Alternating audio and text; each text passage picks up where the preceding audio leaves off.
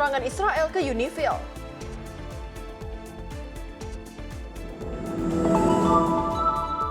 Komisi 3 DPR membahas kasus Amsal Sitepu.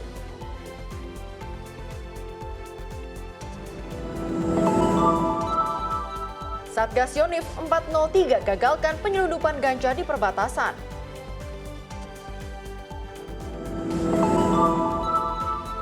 Presiden Prabowo kunjungan kerja ke Jepang.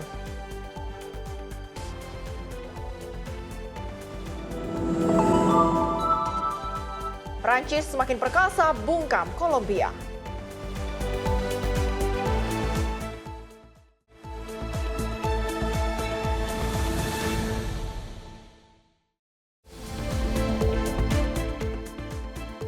Halo, selamat malam pemirsa. Selain 5 informasi utama tadi, kami masih akan memberikan informasi menarik lainnya, terutama mengenai agenda Kabinet Merah Putih. Menyapa Indonesia Malam juga akan menghadirkan informasi seputar peristiwa dan berita olahraga. Bersama saya Tiara Dianti. Dan saya Priska Priscilla, inilah Menyapa Indonesia Malam untuk Anda.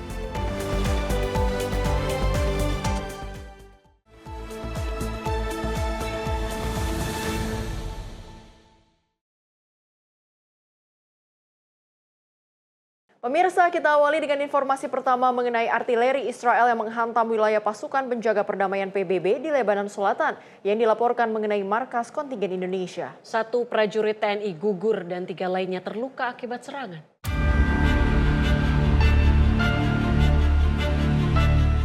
Serangan terjadi di basis Unifil yang terletak di Outsit Al-Qusayr, Lebanon Selatan. Tembakan artileri dilaporkan menghantam area markas kontingen Indonesia.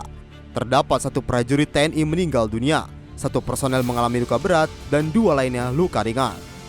Seluruh korban saat ini telah mendapatkan penanganan medis sesuai prosedur yang berlaku. Saat insiden berlangsung, para pasukan segera mengambil perlindungan di dalam bunker untuk menghindari serangan lanjutan. Helikopter diterjunkan untuk mengevakuasi korban luka ke lokasi yang lebih aman untuk mendapatkan perawatan medis. Hingga saat ini, pihak Unifil masih melakukan proses klarifikasi terkait insiden yang menyasar kontingen Indonesia. Mabes TNI juga akan menyampaikan informasi lebih lanjut dan perkembangan terbaru terkait peristiwa ini. Tim redaksi Simpo TV melaporkan. Serangan militer Israel menghantam posisi pasukan penjaga perdamaian PBB di Lebanon Selatan. Dalam insiden ini, 1 prajurit TNI dilaporkan gugur dan sejumlah personil lainnya mengalami luka-luka.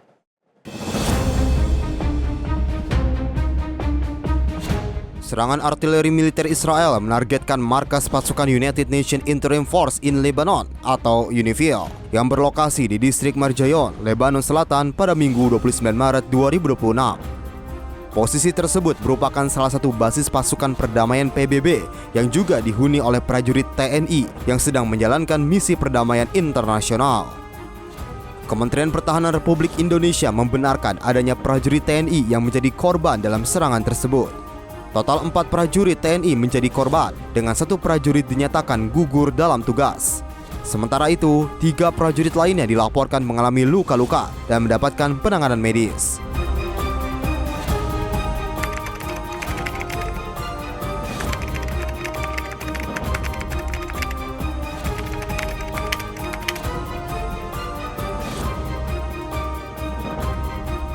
Sebelumnya, pejabat PBB dan media lokal melaporkan tembakan artileri telah menghantam posisi pasukan Unifil dan melukai sejumlah personel termasuk pasukan dari Indonesia. Tim redaksi Simpo TV melaporkan. Di sisi lain, Kedutaan Besar Republik Islam Iran mengecam keras serangan Israel yang menewaskan 1 prajurit TNI yang bertugas di bawah Unifil. Penargetan terhadap penjaga perdamaian merupakan pelanggaran serius terhadap hukum internasional. Kedutaan Besar Republik Islam Iran merespon terkait wafatnya seorang prajurit penjaga perdamaian Indonesia yang bertugas di bawah Unifil. Sebelumnya, Kedutaan Besar Republik Islam Iran menyampaikan bela sungkawa yang sedalam-dalamnya kepada pemerintah dan rakyat Indonesia atas kejadian tragis tersebut. Pihaknya dengan tegas mengutuk tindakan tersebut yang merupakan akibat langsung dari agresi berkelanjutan Israel dan didukung dari keterlibatan Amerika Serikat. Kedutaan Besar Republik Islam Iran menegaskan bahwa penargetan terhadap penjaga perdamaian merupakan pelanggaran serius terhadap hukum internasional. Tim redaksi Simpo TV melaporkan. Pemirsa, Wakil Ketua Komisi 1 DPR Dev Laksono menyampaikan bela sungkawa atas meninggalnya satu prajurit TNI akibat serangan Zionis Israel ke pos jaga pasukan perdamaian PBB atau UNIFIL di Lebanon. Dave menilai keberadaan TNI dalam pasukan perdamaian PBB di wilayah Lebanon harus menjadi evaluasi setelah insiden tersebut. Jelas dengan adanya serangan yang tidak berhenti, yang terus berkelanjutan, bahkan menewaskan prajurit kita, ini apakah keberadaan kita ini berguna untuk menjaga perdamaian atau justru malah menjadi serangan target.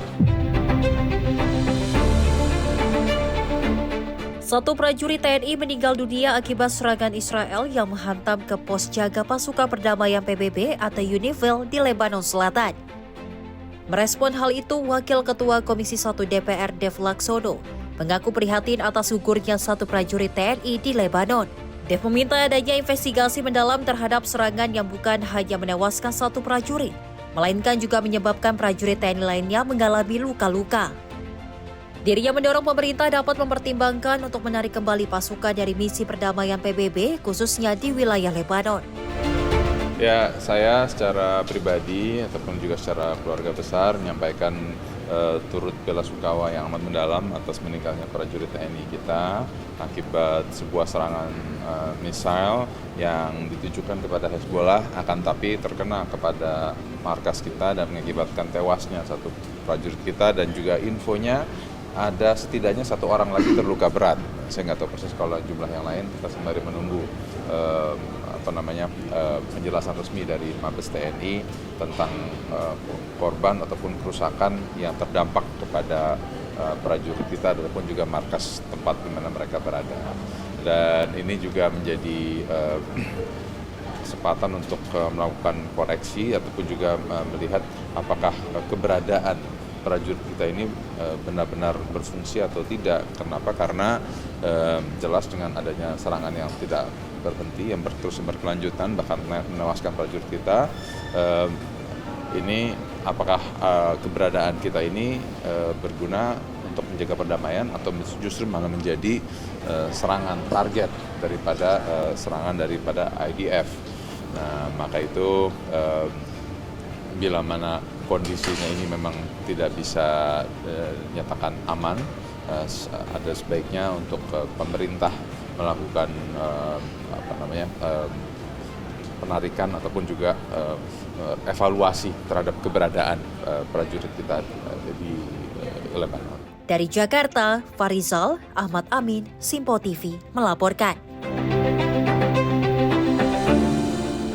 Pemirsa, pecahan rudal yang diluncurkan dari Iran dilaporkan menghantam sebuah fasilitas industri di wilayah Israel. Insiden ini menyebabkan kebakaran dan kerusakan pada bangunan. Insiden ini terjadi di tengah intensitas serangan yang terus meningkat di kawasan.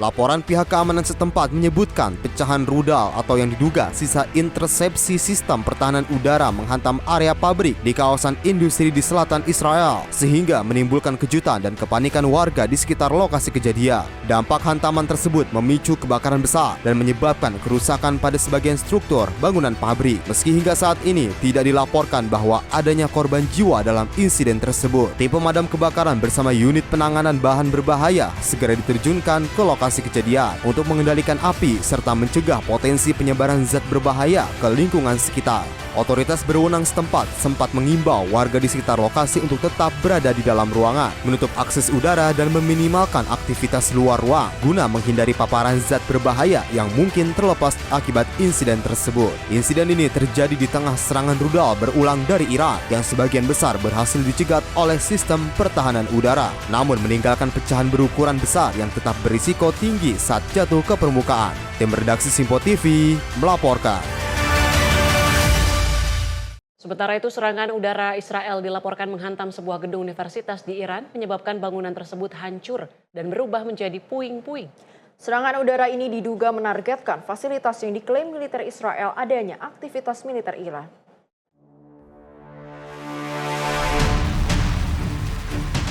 Laporan yang beredar menunjukkan kondisi gedung kampus yang rata dengan tanah, dengan puing-puing berserakan serta asap masih terlihat membumbung di lokasi kejadian. Serangan udara ini diduga menargetkan fasilitas yang diklaim militer Israel terkait dengan aktivitas militer. Meskipun detail resmi mengenai sasaran dan korban masih terbatas, pihak berwenang di Iran menyatakan serangan tersebut menyebabkan kerusakan parah pada infrastruktur pendidikan, di mana ini adalah tindakan ilegal menyerang target sipil. Insiden ini terjadi di tengah rangkaian serangan udara yang menargetkan berbagai fasilitas di Iran sejak akhir Februari lalu. Konflik antara Israel dan Iran terus meningkat dengan serangan balasan berupa rudal dan drone di berbagai wilayah. Para pengamat menilai, serangan terhadap fasilitas sipil seperti universitas dapat memperluas dampak konflik dan meningkatkan resiko korban non-militer. Hingga kini belum ada konfirmasi independen terkait jumlah korban dan situasi di lokasi masih terus dipantau. Tim redaksi Sinpo TV melaporkan.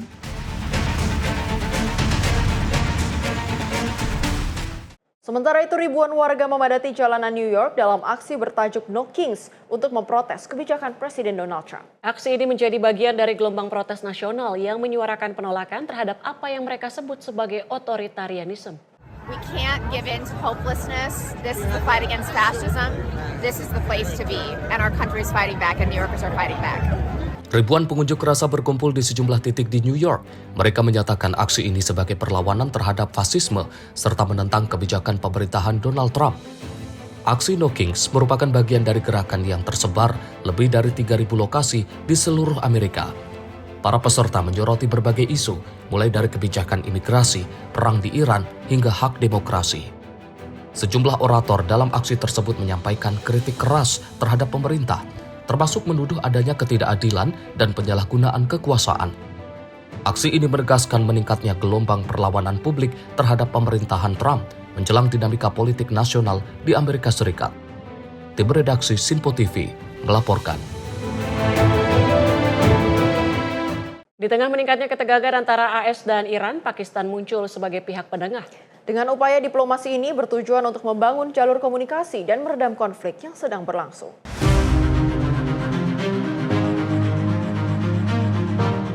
Pemerintah Pakistan secara resmi menyatakan telah menjalankan diplomasi diam-diam selama beberapa pekan terakhir dengan menyalurkan pesan antara Amerika Serikat dan Iran. Islamabad disebut siap menjadi tuan rumah untuk perundingan langsung antara kedua negara. Meski hingga kini belum ada konfirmasi resmi dari kedua negara terkait pertemuan tersebut. Peran ini dinilai muncul karena Pakistan memiliki hubungan diplomatik yang cukup baik dengan kedua belah pihak, serta posisi geografisnya yang berbatasan langsung dengan Iran. Selain itu, negara ini juga memiliki kepentingan besar dalam menjaga stabilitas kawasan, terutama terkait pasokan energi dan kondisi ekonomi domestik. Para analis menilai upaya mediasi ini berkontribusi menahan eskalasi lebih lanjut, di mana kedua belah pihak masih menunjukkan sinyal menjaga ruang diplomasi. Sebelumnya, peran mediator dalam konflik serupa lebih sering dipegang negara-negara Teluk. Namun dalam kondisi terkini, Pakistan dinilai memiliki posisi strategis untuk menjembatani komunikasi. Hingga kini, proses diplomasi masih terus berlangsung dan menjadi harapan untuk meredakan ketegangan di Timur Tengah serta stabilitas global. Tim redaksi Sinpo TV melaporkan.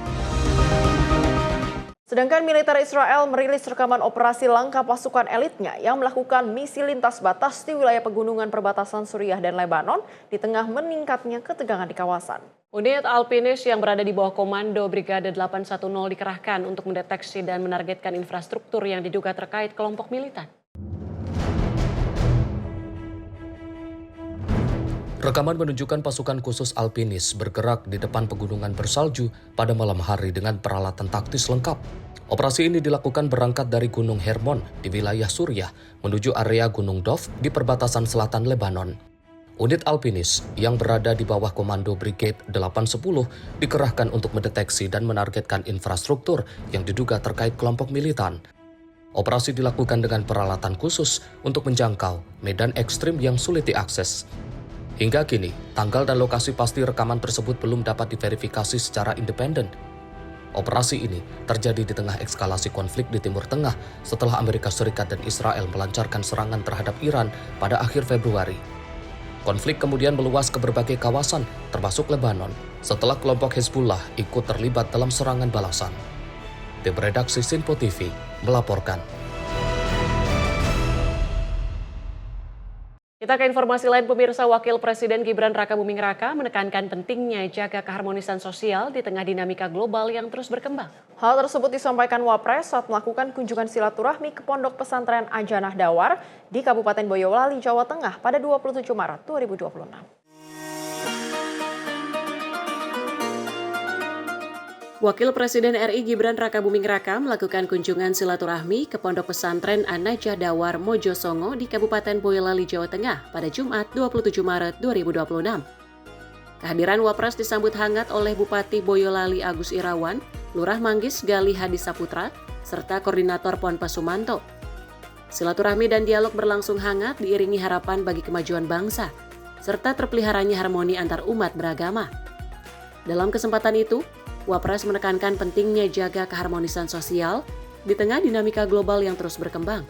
Menurutnya, nilai kebersamaan dan toleransi harus diperkuat sebagai fondasi kehidupan bermasyarakat. Tak hanya itu, Wapres pun menegaskan peran strategis pesantren dalam merawat persatuan bangsa. Sejalan dengan arahan Presiden Prabowo, ia mendorong agar nilai kerukunan dan solidaritas terus ditanamkan dalam kehidupan sehari-hari. Tim redaksi Sinpo TV melaporkan.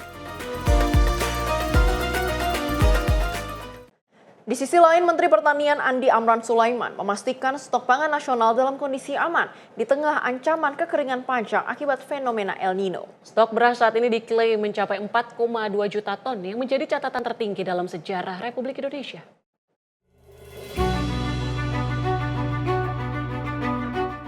Kepastian tersebut diungkapkan Menteri Pertanian Andi Amran Sulaiman usai membuka pertemuan saudagar Bugis Makassar ke-26 yang digelar Kerukunan Keluarga Sulawesi Selatan atau KKSS di salah satu hotel di Kota Makassar. Di tengah bayang-bayang kekeringan ekstrim akibat fenomena El Nino yang diprediksi mencapai puncaknya pada April mendatang, pemerintah menjamin ketersediaan pangan tetap terjaga. Bahkan, cadangan beras nasional saat ini telah menyentuh angka 4,2 juta ton. Angka ini diprediksi akan terus meningkat hingga 5 juta ton pada bulan depan. Capaian ini disebut sebagai level cadangan pangan tertinggi sepanjang sejarah Indonesia berdiri. Selain mengandalkan cadangan tersimpan, pemerintah turut memperhitungkan potensi panen raya yang masih berlangsung. Dengan proyeksi produksi minimal 2 juta ton per bulan, selama 7 bulan ke depan, total pasokan diprediksi mencapai 14 juta ton. Jumlah yang sangat memadai untuk mengamankan kebutuhan nasional hingga Mei tahun depan.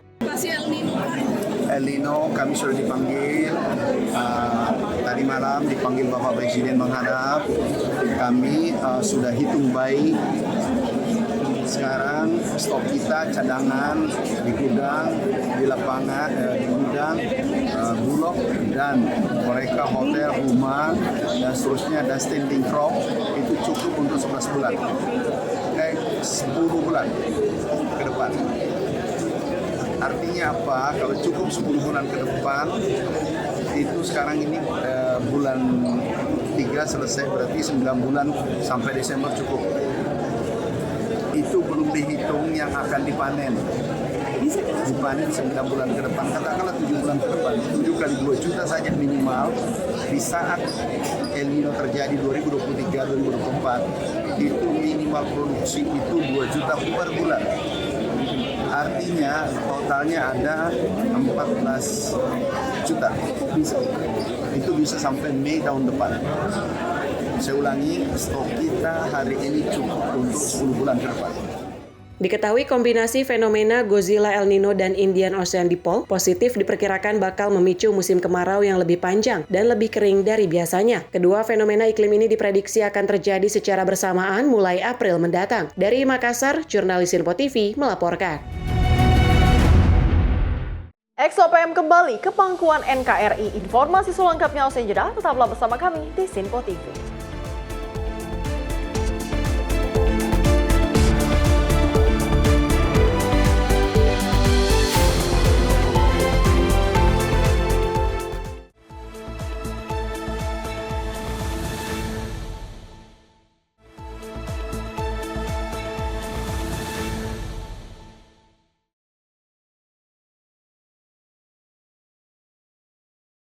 Anda kembali menyaksikan Menyapa Indonesia Malam. Pemirsa, Komisi 3 DPR menyerukan agar penahanan terhadap Amsal Sitepu dapat ditangguhkan dalam kasus dugaan korupsi pembuatan video profil desa di Kabupaten Karo, Sumatera Utara.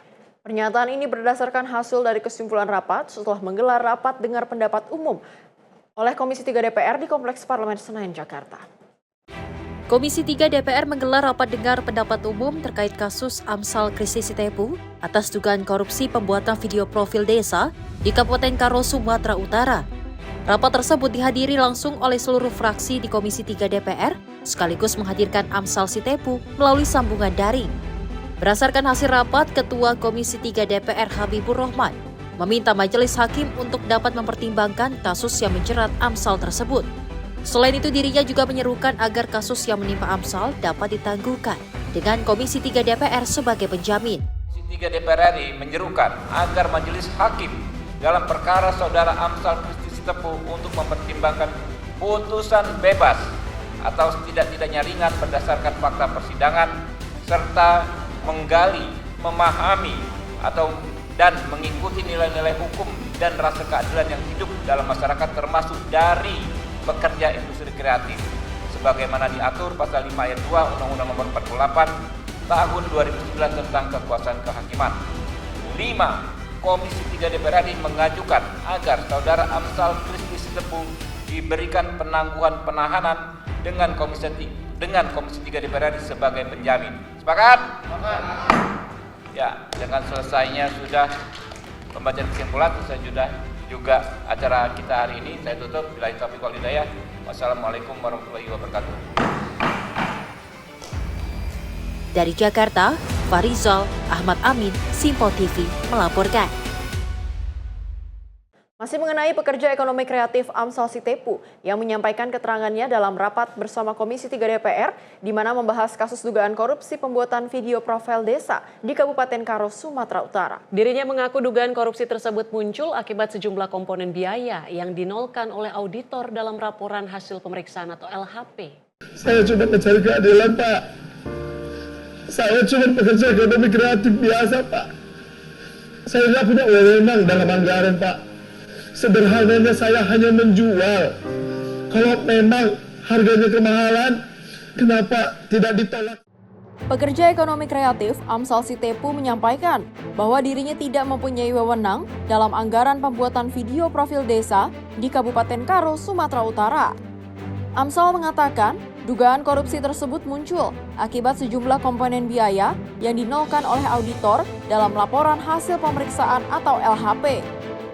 Hal itu disampaikannya saat menghadiri rapat dengar pendapat umum bersama Komisi 3 DPR melalui daring atau online. Ia pun meminta keadilan atas kasus yang dijeratnya terkait dugaan korupsi pembuatan video profil desa. Dan kemudian setelah persidangan itu, saya menemukan bahwa di LHP diketemukan bahwa ada marat itu dimunculkan karena ada beberapa item yang dinolkan oleh auditor dan diamini oleh jaksa penuntut umum di dalam surat tuntutannya. Saya cuma mencari keadilan, Pak. Saya cuma pekerja ekonomi kreatif biasa, Pak. Saya nggak punya wewenang dalam anggaran, Pak. Sederhananya saya hanya menjual. Kalau memang harganya kemahalan, kenapa tidak ditolak saja? Atau kalau tidak sesuai, kenapa harus dibayarkan? Tidak perlu saya dipenjarakan. Karena pekerjaan ini kami lakukan tahun 2020 juga saat pandemi hanya untuk bertahan hidup dan untuk mempromosikan Kabupaten Karo. Bisa dilihat Pak dari sosial media saya. Dari Jakarta, Farizal Ahmad Amin, Simpo TV melaporkan.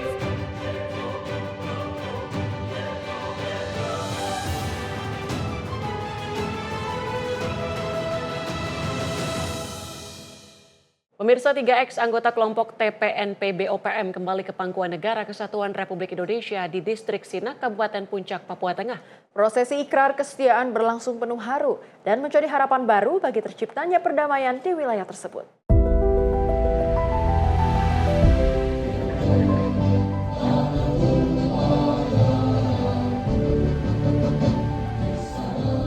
Komando Operasi TNI Papua mendampingi 3 ex-anggota TPNPB OPM Kodap 28 Sinak untuk kembali ke pangkuan NKRI Sabtu 28 Maret 2026.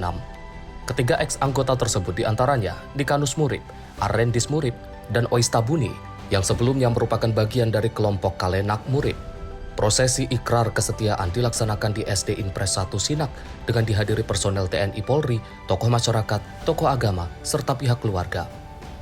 Rangkaian kegiatan dimulai dari pembacaan doa, menyajikan lagu Indonesia Raya, pengucapan dan penandatanganan ikrar setia, hingga mencium bendera merah putih sebagai simbol kecintaan kepada NKRI.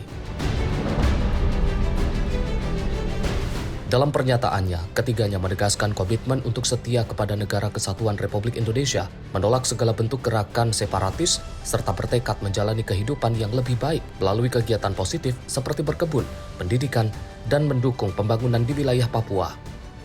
Koops TNI Papua juga menyampaikan apresiasi atas keputusan ketiganya untuk kembali dan berkontribusi bagi kehidupan damai di masyarakat.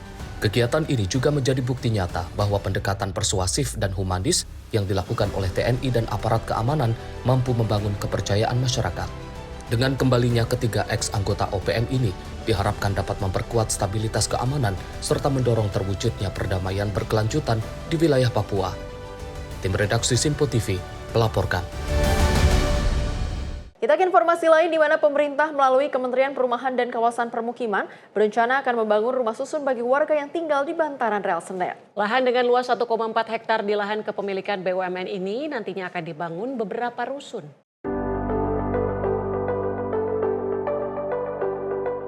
Menteri Perumahan dan Kawasan Pemukiman Marwarar Sirait meninjau lokasi lahan Badan Usaha Milik Negara atau BUMN di kawasan Senen, Jakarta Pusat. Lahan dengan luas 1,4 hektar ini merupakan milik BUMN yang akan dibangun rumah susun. Nantinya untuk pembiayaan pembangunan rusun sendiri akan berkolaborasi dengan pihak swasta. Namun untuk detailnya belum bisa diumumkan, yang pasti rusun tersebut akan dipergunakan untuk warga miskin. Sementara untuk skema rusun tersebut nantinya akan menggunakan sistem sewa. Ya kalau saran saya Pak Doni, udahlah aset-aset BUMN yang di kota-kota kita sebagian kerjasamakan, tetap punya BUMN, kita bangunin rumah buat rakyat. Seperti ini. Luasnya berapa Pak? Ini 1,4 hektar. Angkasa Pura. Dibangunnya bentuknya? Tadi udah kasih lihat di gambarnya, ada contoh-contohnya ya. Nah nanti Pak Doni atur, karena yang punya yang atur. Lihat strukturnya, tapi kemungkinan besar adalah akan kita sewa dengan sangat murah. Sehingga itu memungkinkan untuk saudara-saudara kita menempati. Ini sedang kita kaji, tentu yang sesuaikan dengan kemampuan mereka. Hari Rabu tunggulah gitu ya. Targetnya tadi sudah disampaikan juga, kita berharap itu kurang lebih 8 bulan ya. 8 bulan. Kalau yang dipilih Pulau Inta, Bunda Suci, ya, selesainya setahun. Ya kurang lebih, kalau kita bisa push lebih kurang dari setahun lebih baik lagi Pak ya. Rencananya rusun tersebut akan ditargetkan rampung selama 8 bulan terhitung dari peletakan batu pertama. Dari Jakarta, Riswanto Ahmad, Sinpo TV melaporkan. Kita ke informasi lain, pemirsa. Warga Dusun Gundih, Desa Sengon Wetan, Grobogan, Jawa Tengah digemparkan oleh aksi brutal seorang pria yang diduga mengalami gangguan jiwa atau DGJ pada 29 Maret 2026 sore. Pelaku mengamuk dengan menggunakan senjata tajam hingga mengakibatkan 6 orang warga mengalami luka-luka serius.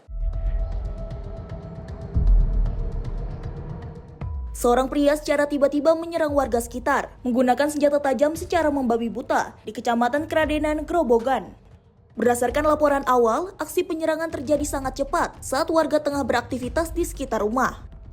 Akibatnya, 6 orang warga menjadi korban dan langsung dilarikan ke Puskesmas Kradenan 1 guna mendapatkan perawatan medis intensif. Aparat kepolisian dari Polsek Kradenan yang tiba di lokasi berhasil mengamankan pelaku tanpa perlawanan. Saat ini pelaku telah dibawa ke Mapolsek Kradenan untuk menjalani pemeriksaan terkait motif kejadian serta memastikan kondisi kejiwaannya. Zata Yumni, tim redaksi Sinpo TV, melaporkan. Kita ke informasi dari mancanegara di mana sebuah drone dilaporkan jatuh di pusat kota Baghdad. Insiden serangan ini meningkatkan kewaspadaan keamanan di ibu kota Irak. Drone tersebut langsung diamankan oleh aparat berwenang.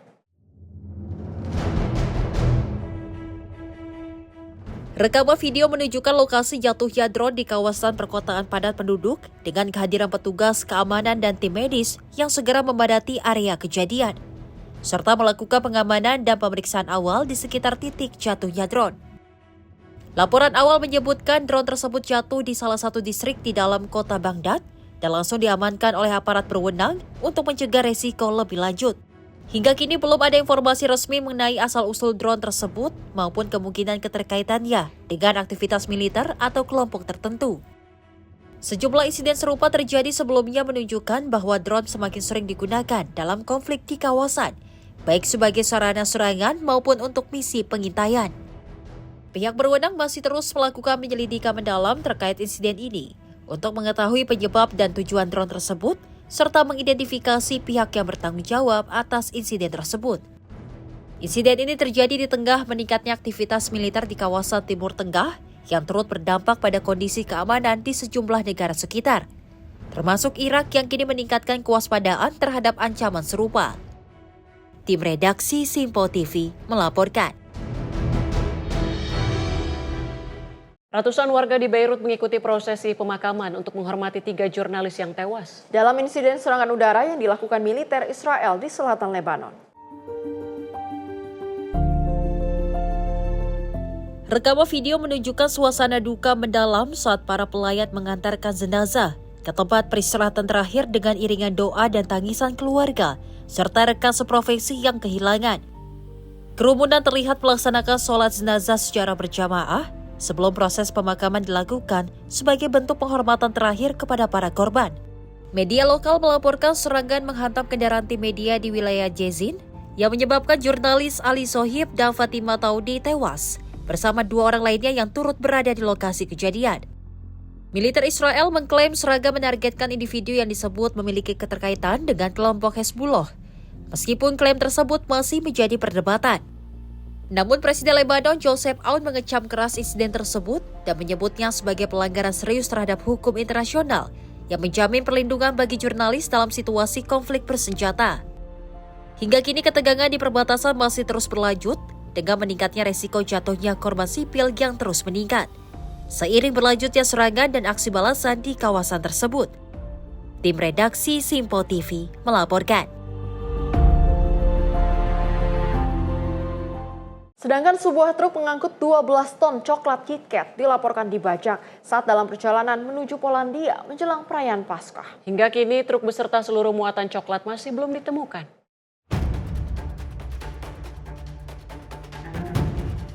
Sebuah peristiwa diduga penggelapan truk kargo bermuatan 12 ton coklat varian baru KitKat dengan jumlah lebih dari 400.000 batang. Kendaraan berangkat dari pabrik Nestle di Italia menuju Polandia sebelum akhirnya dibajak pada 26 Maret 2026. Pihak Nestle mengonfirmasi kejadian tersebut dan menyatakan tengah bekerja sama dengan aparat untuk menyelidiki kasus ini. Hingga kini, truk beserta seluruh muatan coklat masih belum ditemukan, namun tidak ada korban luka dalam insiden tersebut.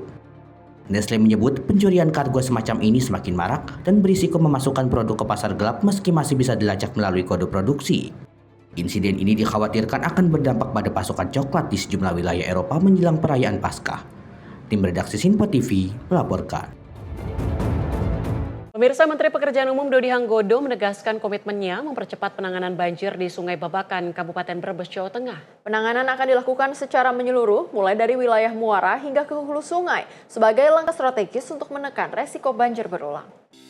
Menteri Pekerjaan Umum Dodi Hanggodo meninjau langsung lokasi banjir yang merendam jalur pemudik di arteri Ketangguhan, Kabupaten Brebes, Jawa Tengah. Kementerian Pekerjaan Umum berencana melakukan peninggian tanggul serta normalisasi muara Sungai Babakan yang menjadi pemicu banjir. Dalam kunjungannya, Menteri PU meninjau embung di Desa Padakaton, Kecamatan Ketanggungan sebagai salah satu titik pengendali air. Peninjauan ini dilakukan untuk melihat langsung penyebab banjir yang kerap merendam ribuan rumah warga serta jalur nasional di arteri Ketanggungan. Dodi menyebutkan bahwa mulai tahun 2026, pemerintah akan melakukan peninggian tanggul Sungai Babakan di sejumlah titik rawan banjir. Pemerintah juga menyiapkan anggaran sekitar 270 miliar rupiah untuk normalisasi muara sungai guna mengurai resiko banjir di masa mendatang. Kita lihat tadi Sungai Babakan. Sungai Babakan itu kan sedimentasinya secara sepintas kelihatan sudah parah sekali. Nah, menunjukkan yang paling cepat itu kalau sudah masalah sungai yang sedimentasi sedemikian tingginya adalah muaranya diberesin dulu. Jadi jaraknya ke muara nggak terlalu jauh. Biasanya sih kalau sudah dikecil muaranya, aliran sungai bisa lebih cepat lari ke laut. Dan memang pembersihan muara itu tidak hanya sekedar dibersihkan, tapi juga harus dibangun jati kanan kiri supaya manakala angin berubah arah, lumpur itu tidak balik lagi ke dalam sungai. Pokoknya kita kejar, nanti pada saat musim penghujan tahun 2026, tidak ada lagi limpas ke jalan. Tim redaksi Simpo TV melaporkan. Di sisi lain, pemerintah juga memperkuat kolaborasi lintas sektor dalam penanganan sampah nasional melalui pendekatan berbasis riset dan teknologi. Hal ini ditandai dengan kunjungan Menteri Pendidikan Tinggi, Sains dan Teknologi Brian Yuliarto ke fasilitas pengolahan sampah di Mabes TNI Cilangkap, Jakarta Timur. Menteri Pendidikan Tinggi, Sains dan Teknologi Brian Yuliarto meninjau fasilitas pengolahan sampah di Mabes TNI Cilangkap, Jakarta Timur bersama Menteri Pertahanan Safri Samsudin dan Panglima TNI Agus Subianto untuk melihat langsung implementasi pengelolaan sampah berbasis teknologi. Salah satu fasilitas yang ditinjau adalah mesin olah runtah atau MOTAH, yaitu teknologi pengolahan sampah yang dikembangkan di lingkungan Mabes TNI. Teknologi ini dinilai memiliki potensi untuk direplikasi di berbagai daerah sebagai solusi pengurangan beban tempat pembuangan akhir sekaligus meningkatkan nilai tambah dari pengelolaan sampah. Menteri Brian menekankan pentingnya pendekatan berbasis riset dan inovasi dalam menangani persoalan sampah yang kian kompleks. Ia menilai kolaborasi lintas sektor mulai dari pemerintah pusat, institusi pertahanan, pemerintah daerah hingga perguruan tinggi menjadi kunci dalam menghadirkan solusi yang adaptif dan berkelanjutan. Tim redaksi Simpo TV melaporkan. Diteriaki istri korban, maling gagal curi motor. Informasinya akan kami hadirkan usai jeda. Tetaplah bersama kami di Simpo TV.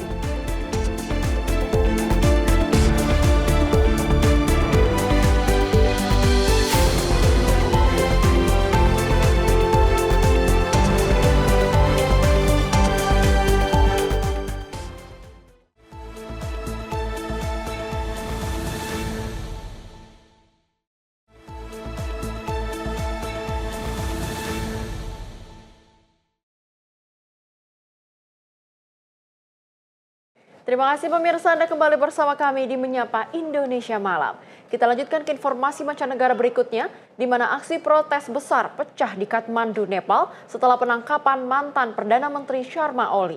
Aksi ini berujung bentrokan antara massa dan aparat keamanan.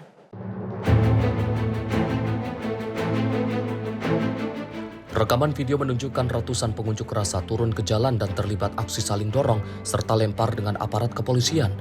Petugas keamanan terlihat menggunakan kekuatan untuk membubarkan massa yang memadati sejumlah titik di ibu kota. Aksi ini dipicu oleh penangkapan mantan Perdana Menteri yang diduga terkait dengan penanganan protes besar pada tahun sebelumnya. Pihak berwenang menyatakan penangkapan dilakukan sebagai bagian dari penyelidikan atas kematian puluhan orang dalam gelombang protes yang terjadi pada 2025. Penangkapan ini memicu kemarahan para pendukungnya yang menilai langkah tersebut bermotif politik. Sejumlah pengunjuk rasa terlihat memblokir jalan dan membakar ban hingga memicu ketegangan dengan aparat. Polisi dilaporkan melakukan tindakan represif berupa penahanan terhadap beberapa orang demonstran untuk mengendalikan situasi yang semakin memanas. Insiden ini menjadi bagian dari gelombang ketegangan politik di Nepal setelah pergantian pemerintah dan upaya penegakan hukum terhadap pejabat lama. Hingga kini, situasi keamanan masih dalam pengawasan ketat dan potensi akan lanjutan masih terbuka. Tim redaksi Simpo TV melaporkan. Satgas Pamtas Republik Indonesia Papua Nugini dari Yonif 403 Wirasada Pratista berhasil menggagalkan upaya penyelundupan ganja di wilayah perbatasan Papua Selatan. 2 orang pelaku diamankan bersama barang bukti ganja kering seberat 2 kg.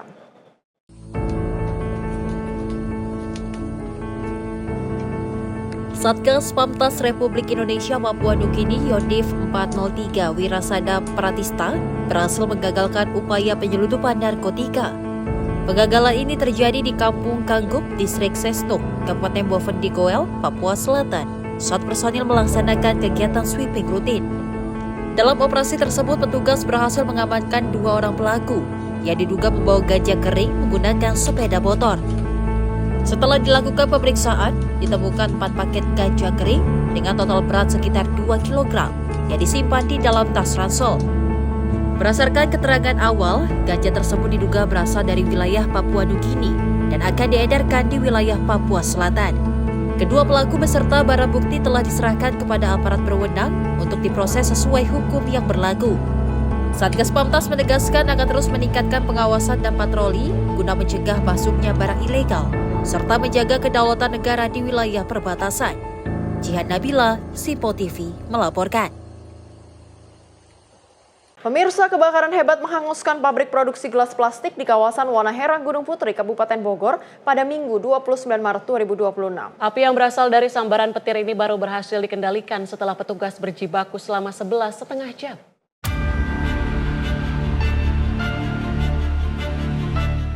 Inilah rekaman video amatir saat kobaran api dengan cepat merembet dan melahap habis gudang produksi plastik di Jalan Jampang, Desa Wanaherang.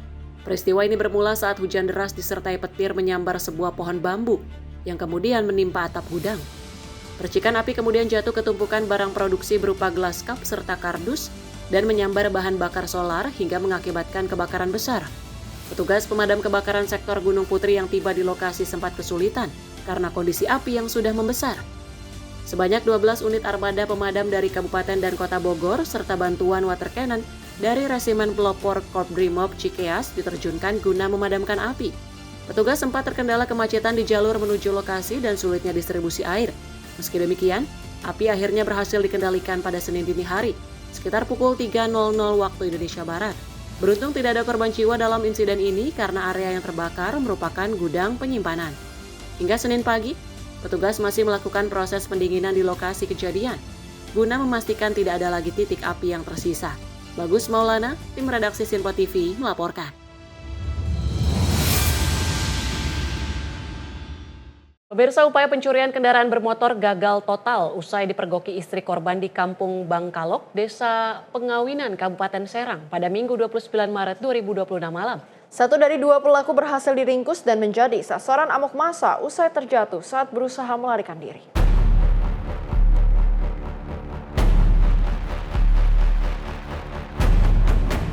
Inilah suasana pasca penggerebekan seorang terduga pelaku pencurian sepeda motor yang berhasil diamankan warga di depan Masjid Khairul Huda, Kabupaten Pamarayan.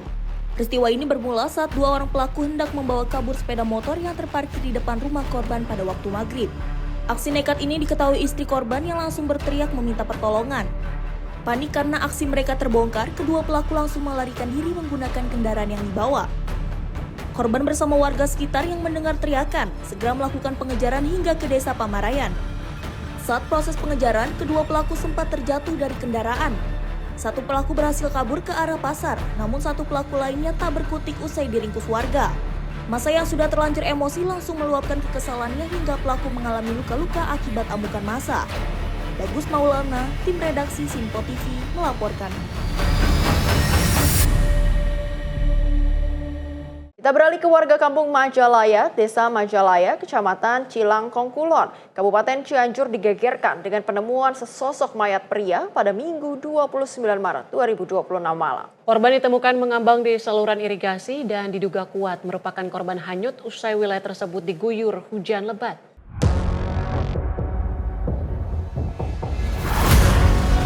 Inilah lokasi penemuan jenazah laki-laki tanpa identitas yang sempat menarik perhatian ratusan warga di sekitar saluran irigasi Kampung Majalaya. Kapolsek Cikalangkulon AKP Arif Titim Firmanto menyatakan, laporan pertama kali diterima dari kepala dusun setempat sekitar pukul 20.30 waktu Indonesia Barat.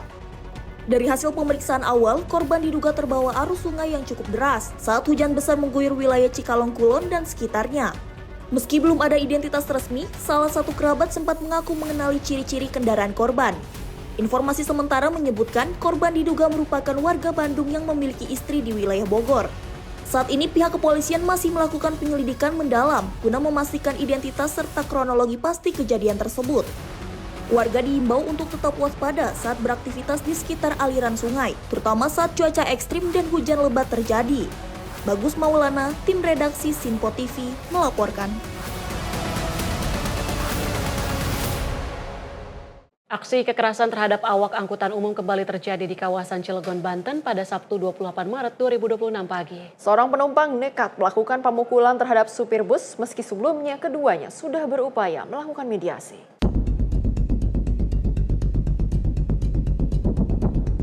Inilah rekaman video yang memperlihatkan aksi pemukulan terhadap seorang supir bus pada Sabtu 28 Maret 2026 pagi. Kejadian bermula saat bus ini berusaha menyalip dari arah kiri, namun gagal. Akibatnya, aksi potong jalan dari kendaraan lain terjadi untuk memberikan laju bus. Sopir dan kru bus melakukan mediasi guna menyelesaikan permasalahan secara damai di lokasi kejadian. Namun secara tiba-tiba salah satu penumpang justru melakukan aksi pemukulan terhadap sang supir. Pelaku pemukulan yang diduga merupakan warga Ciater, Pamulang, Tangerang Selatan, dikabarkan langsung melarikan diri usai melakukan aksinya. Padahal sebelumnya sudah ada perjanjian antara kedua belah pihak untuk bertemu kembali guna menyelesaikan masalah. Video kejadian ini pun kini viral di media sosial dan mendapat beragam reaksi dari netizen yang mengecam aksi pelaku. Zata Yumni, tim redaksi Sinpo TV, melaporkan.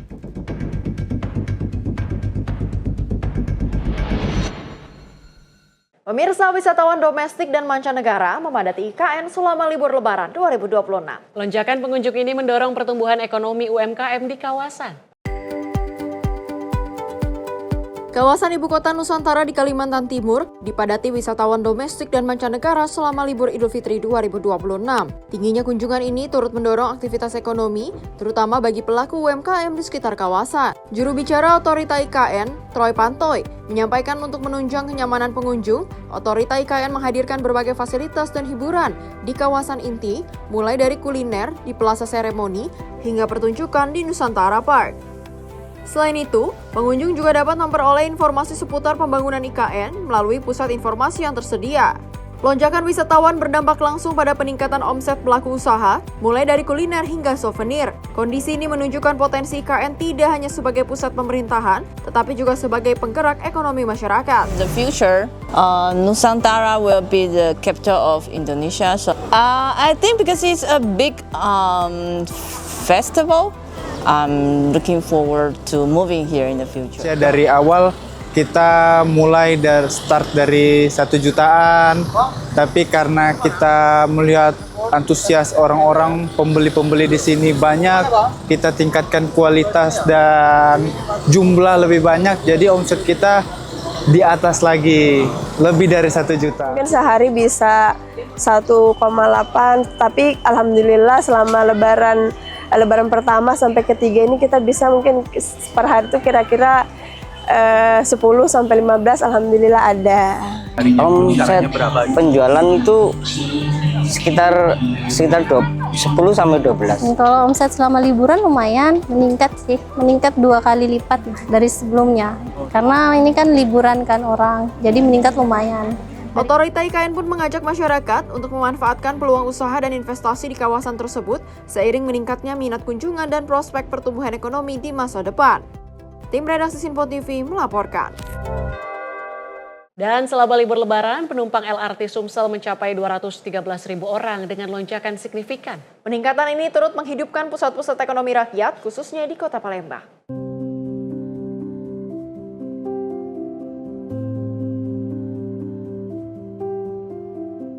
Selama masa angkutan Lebaran pada 13 hingga 26 Maret 2026, LRT Sumatera Selatan melayani 213.150 penumpang dengan rata-rata 15.225 penumpang per hari.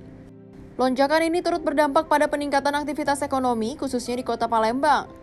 Manajer Humas Divre 3 Palembang, Aida Suryanti, menyampaikan untuk mengantisipasi kepadatan, jumlah perjalanan LRT ditambah dari 93 menjadi 102 perjalanan per hari pada 22 hingga 25 Maret 2026. Penambahan ini dinilai efektif mendukung mobilitas masyarakat, terutama saat arus balik, libur panjang, serta mulai aktifnya kembali pekerja dan masih berlangsungnya libur sekolah.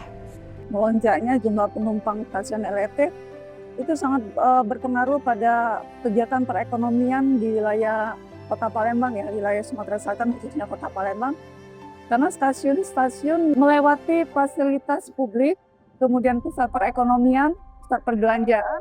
Misalnya di stasiun Ampera ini berdekatan dengan pusat perbelanjaan ekonomi rakyat, ya. Ada pusat perbelanjaan Pasar 16 Ilir, kemudian ada Benteng Kuto Besar, kemudian ada Masjid Agung. Meningkatnya jumlah penumpang juga menggerakkan ekonomi rakyat, terutama di kawasan sekitar stasiun, seperti Ampera yang dekat dengan pusat perdagangan. Nyari oleh-oleh di sini lah, udah dari dulu udah nyari di sini, karena harganya murah, terus Nggak susah sih nyarinya, misal mau jenis pempek mana gitu ya mudik. Alhamdulillah lancar Mas, aman juga, terus jalannya juga mulus gitu. LRT Sumsel turut mendukung UMKM dengan menyediakan tenan di sejumlah stasiun, menghadirkan berbagai produk lokal, dan memberi nilai tambah bagi masyarakat selama periode Lebaran. Tim redaksi Sinpo TV melaporkan.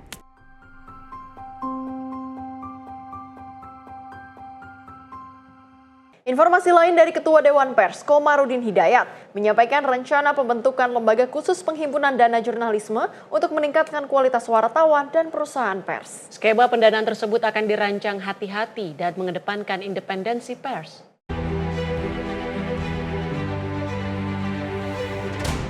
Hal ini disampaikan Komarudin saat uji publik draft peraturan Dewan Pers terkait dana jurnalisme di kantor Dewan Pers Jakarta Pusat. Agenda pertemuan tersebut dihadiri oleh berbagai tokoh pers guna membahas pembentukan lembaga khusus yang bertugas menghimpun pendanaan bagi pengembangan kualitas pers. Menurut Komarudin, kebutuhan dana di sektor pers saat ini semakin mendesak, terutama untuk mendukung pelatihan sertifikasi serta program yang meningkatkan kapasitas wartawan. Dukungan anggaran dari pemerintah saat ini juga dinilai masih terbatas dan belum mampu mengimbangi tingginya kebutuhan lapangan. Sementara ini ada beberapa konstituen sungguhnya yang telah melakukan pencarian dana.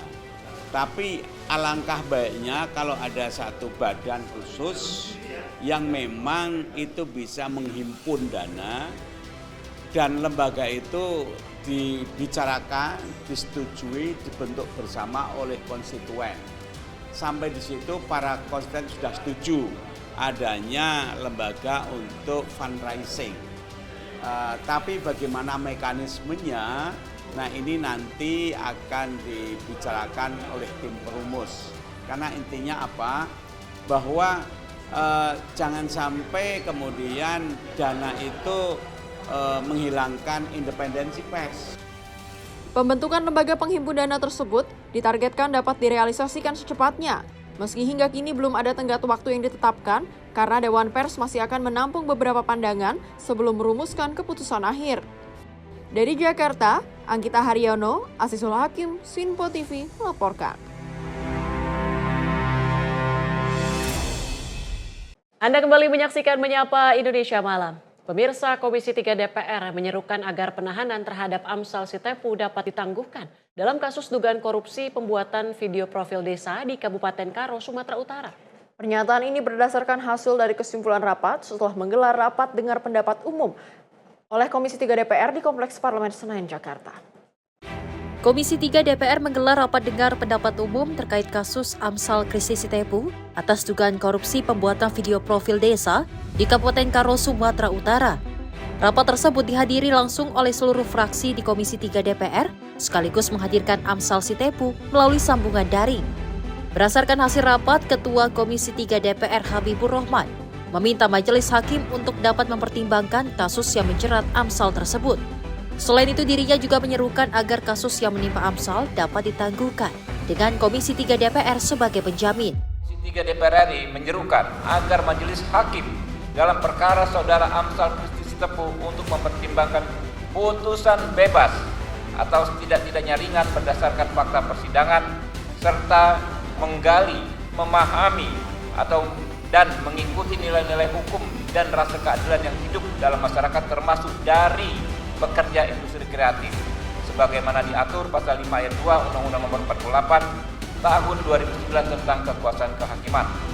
5. Komisi 3 DPR RI mengajukan agar saudara Amsal Kristi Sitepu diberikan penangguhan penahanan dengan Komisi 3 DPR RI sebagai penjamin. Sepakat? Ya, dengan selesainya sudah pembacaan kesimpulan, selesai juga acara kita hari ini. Saya tutup. Billahi taufiq wal hidayah. Wassalamualaikum warahmatullahi wabarakatuh.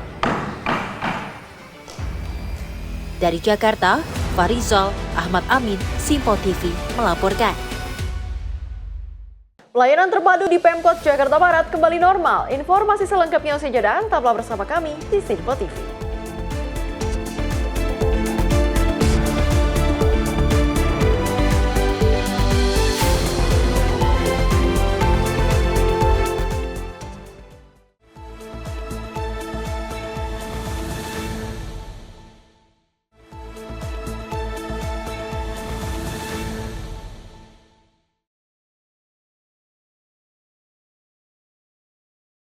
Anda kembali menyaksikan Menyapa Indonesia Malam. Pemirsa, Presiden Prabowo Subianto melakukan kunjungan kerja ke Jepang untuk bertemu dengan Kaisar Naruhito dan Perdana Menteri Sanae Takaichi. Presiden beserta rombongan tiba pada hari Minggu pukul 19:15 waktu setempat.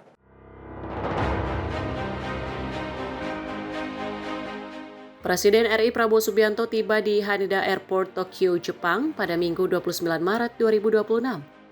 Setibanya di bandara, Presiden Prabowo disambut sejumlah pejabat seperti State Minister for Foreign Affairs of Japan, Iwao Hori, Kepala Protokol Jepang Tadayuki Miyashita, hingga Duta Besar Indonesia untuk Jepang Nurmala Kartini. Kedatangan Prabowo di Tokyo ini menandai dimulainya rangkaian kunjungan kerjanya selama di Jepang. Presiden dijadwalkan akan melaksanakan sejumlah agenda penting, diantaranya melakukan state call kepada Kaisar Jepang sebagai bagian dari penguatan hubungan persahabatan antar dua negara.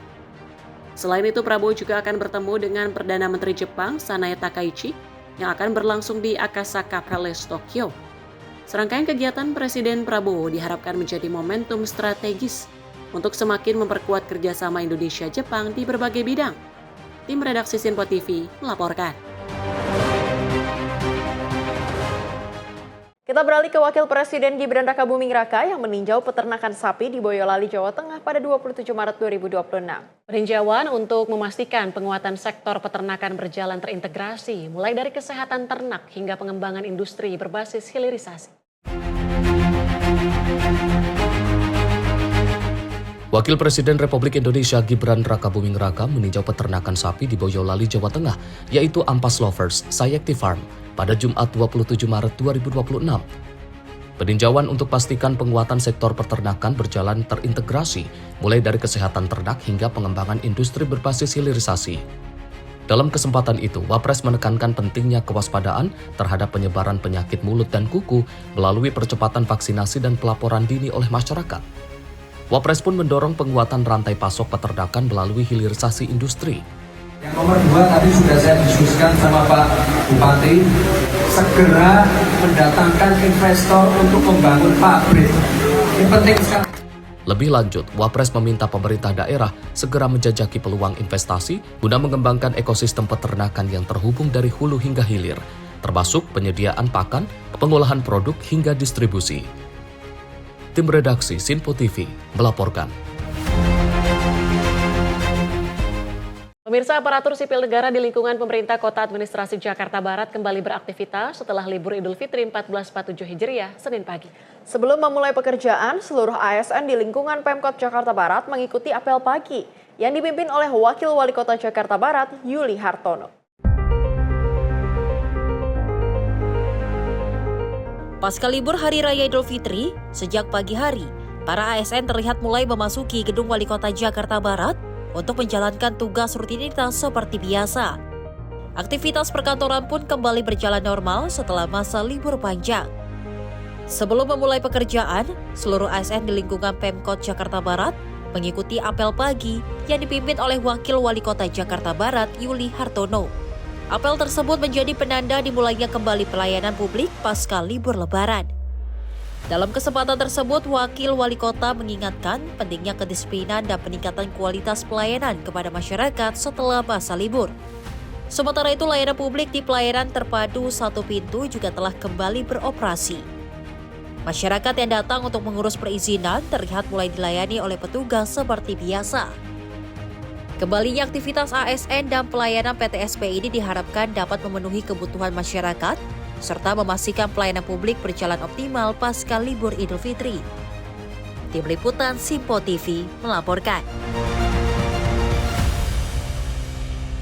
Kita ke informasi lain, pemirsa, di mana banjir parah melanda wilayah Dagestan di selatan Rusia setelah hujan lebat mengguyur kawasan tersebut selama beberapa hari. Menyebabkan infrastruktur rusak dan ratusan permukiman warga terdampak.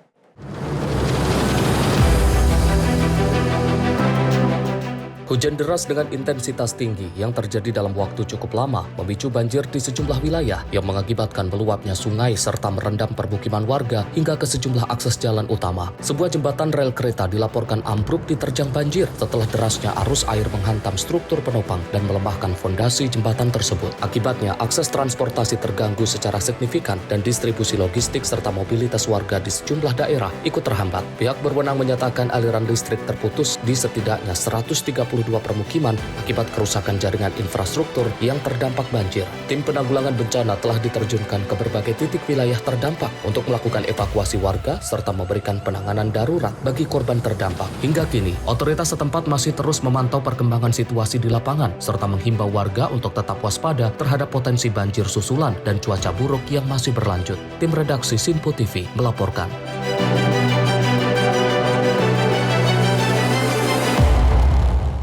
Usai libur Lebaran, Ibu Kota Jakarta kembali dilanda kemacetan. Salah satu titik kepadatan terjadi di Jalan Basuki Rahmat, Jatinegara, Jakarta Timur. Ratusan kendaraan terlihat memadati ruas jalan menuju Jalan Raya Kasablangka Tebet, Jakarta Selatan. Arus lalu lintas di ruas Jalan Basuki Rahmat terlihat padat merayap sejak Senin pagi. Kendaraan pribadi dan sepeda motor mendominasi jalanan, seiring aktivitas warga yang kembali normal usai libur panjang Lebaran.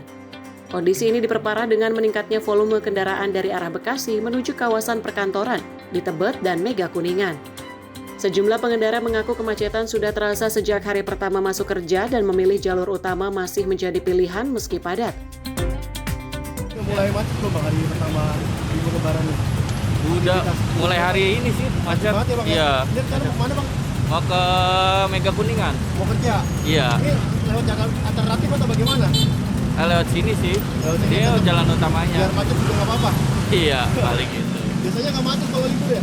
Kak, hari pertama habis Lebaran nggak libur. Semua ya Bang ya? Iya. Betul. Bang harapannya gimana sih Bang kalau macet Jakarta ini Bang? Ini Bang? Kalau itu pengurangan kendaraan sih, Bang. Iya, betul. Warga pun berharap adanya upaya pemerintah guna mengurangi volume kendaraan dari arah Bekasi menuju Jakarta sehingga tidak terjadi penumpukan kendaraan. Dari Jakarta Timur, Nandityo, Sinpo TV melaporkan. Pemirsa, rekaman kamera CCTV mengabadikan detik-detik mencekam saat sebuah truk tronton bermuatan batu kapur terguling di tanjakan Pok Cucak, Gunung Kidul, Daerah Istimewa Yogyakarta pada Minggu 29 Maret 2026 siang. Beruntung sopir dan kernet truk berhasil menyelamatkan diri sesaat sebelum truk terguling.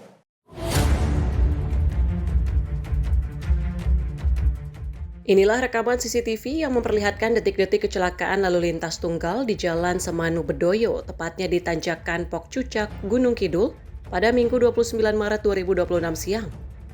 Satu unit truk tronton yang membawa muatan batu kapur tiba-tiba kehilangan kendali saat melintas dari arah timur menuju ke barat. Kejadian ini diduga kuat karena truk mengalami gangguan pada sistem pengereman atau remblong. Menyadari kendaraannya tak lagi bisa dikendalikan, sopir dan kernet dengan sigap langsung melompat keluar dari kabin guna menyelamatkan diri.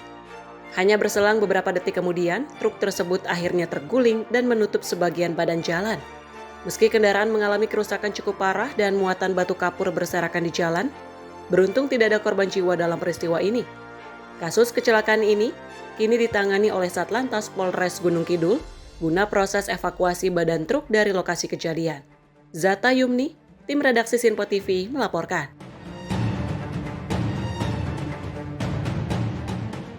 Sebuah bus wisata yang membawa puluhan penumpang rombongan pengantin terguling di jalur tanjakan ekstrim kawasan Danau Ranau, Kabupaten Oku Selatan pada 28 Maret 2026 sore. Kecelakaan tunggal ini diduga terjadi akibat kendaraan tidak kuat menanjak hingga akhirnya mundur dan terbalik di badan jalan. Inilah rekaman video amatir yang viral di media sosial, memperlihatkan kondisi Mitsubishi Microbus dengan nomor polisi BE7403BU yang terbalik di tepi Jalan Raya Pustri, Desa Pustri, Kecamatan BPR, Ranau Tengah. Peristiwa ini bermula saat bus yang dikemudikan oleh Kardi melaju dari arah Banding Agung menuju Simpang Pustri dengan membawa puluhan penumpang asal Bukit Kemuning. Saat melintasi jalur menanjak dan berkelok, kendaraan diduga kehilangan tenaga hingga mundur dan hilang kendali. Bus kemudian terguling sebanyak 2 kali sebelum akhirnya berhenti usai menghantam pembatas jalan. Satlantas Polres OKU Selatan mencatat sebanyak 28 penumpang menjadi korban dalam insiden ini. Meski tidak ada korban jiwa, seluruh penumpang mengalami luka-luka, dengan 3 orang diantaranya menderita luka berat dan segera dievakuasi ke puskesmas terdekat. Pihak kepolisian mengimbau para pengendara untuk selalu memastikan kondisi kelayakan kendaraan sebelum melintasi jalur wisata dengan medan berat. Bagus Maulana, tim redaksi Sinpo TV, melaporkan.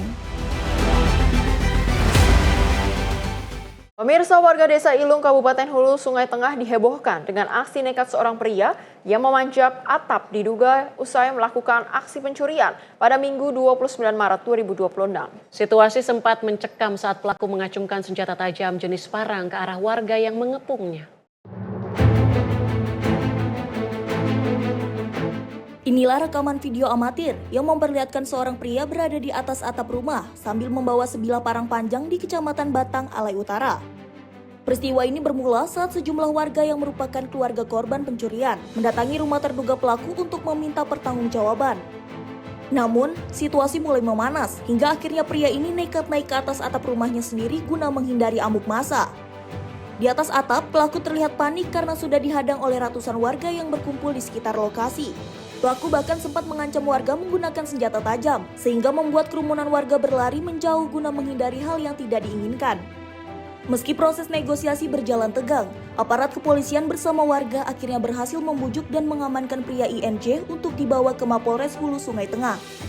Bagus Maulana, tim redaksi Sinpo TV, melaporkan. Sebuah rumah kosong di kawasan Tegal Alur, Kalideres, Jakarta Barat hangus dilalap si Jago Merah pada Minggu malam 29 Maret 2026.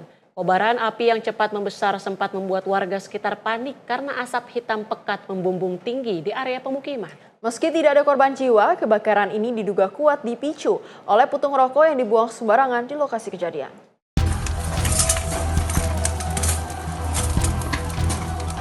Kobaran api dengan cepat menghanguskan seluruh bangunan rumah kosong di Jalan Gang Sadun, Tegal Alur pada Minggu malam. Petugas pemadam kebakaran yang menerima laporan pada pukul 20.10 waktu Indonesia Barat langsung menerjunkan 4 unit armada beserta 20 personel ke lokasi kejadian.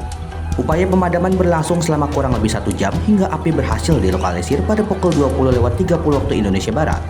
Beruntung, posisi rumah yang berada di area lahan terbuka membuat api tidak merembet ke bangunan warga lainnya. Berdasarkan hasil olah tempat kejadian perkara dan keterangan saksi, kebakaran diduga dipicu oleh puntung rokok yang dibuang sembarangan oleh sekelompok pemuda yang sempat berkumpul di lokasi tersebut. Luas area yang terbakar diperkirakan mencapai 70 meter persegi. Pihak Suku Dinas Penanggulangan Kebakaran dan Penyelamatan Jakarta Barat memastikan tidak ada korban jiwa maupun luka dalam insiden ini. Meski demikian, warga diimbau untuk tetap waspada dan tidak melakukan aktivitas yang dapat memicu terjadinya kebakaran. Rizna Nur, jurnalis Sinpo TV, melaporkan. Pemirsa, informasi tadi menutup perjumpaan kita hari ini. Saya Azhar Putra, mewakili seluruh rekan kerja yang bertugas mengucapkan terima kasih, selamat malam, dan sampai jumpa.